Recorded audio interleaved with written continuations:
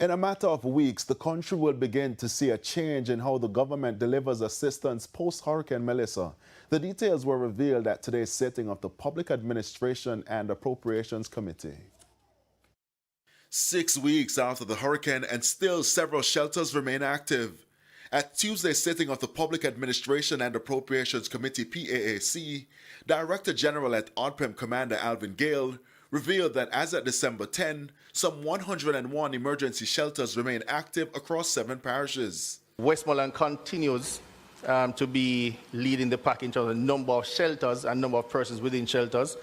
So we currently have in Westmoreland some 32 shelters open with just about 522 persons being housed in shelters. St. James is the next largest holding with some 26 shelters activated and just about 135 persons in shelters. Just last week, residents staying at the shelter at Petersfield, Westmoreland were informed that it would be closed by year-end, leaving some residents uneasy, and so this question. When is the targeted end date for shelter stay?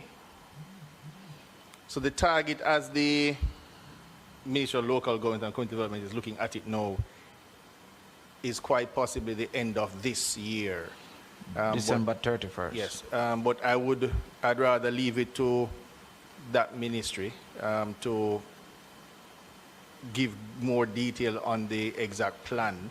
Shelters aside, Permanent Secretary in the Office of the Prime Minister, Ambassador Dr. Rocky Mead, again pointed to major changes in how assistance is delivered in the coming weeks. They are looking at what I will loosely call a voucher system, but it doesn't necessarily mean a piece of paper that has the word voucher on it. It's really putting purchasing power in the hands of citizens, and we have had some meetings on how that could work, and the details of that are also being worked out. We should be transitioning now, or certainly by January, to that. So I would have expected a little greater detail or specifics, at least what you are exploring. Sure.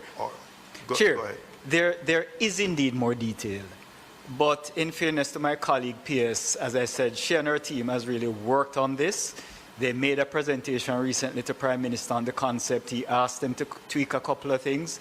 And I would really, if you don't mind, Chair, defer to my colleague P.S. Jennings to provide those details. In the meantime, funds raised through the Government Support Jamaica portal will be redirected towards purchasing building materials.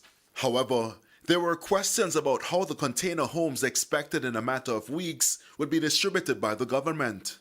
The reality in Westmoreland, as we've been told, is that, and St. Elizabeth, is that a lot of people there are not owners of the land or don't have title readily. So I want to get an understanding of that. I think we have a legal obligation to ensure that we're not encouraging citizens to be on land for which they have no rights. We could be subject to lawsuits, etc., if there is some evidence that the land actually belongs to someone else. So as much as we would like to just facilitate persons based on their word, we do have a legal obligation for some due diligence. So I would say where the question of tenure where there's no question of the tenure, I think we could expedite.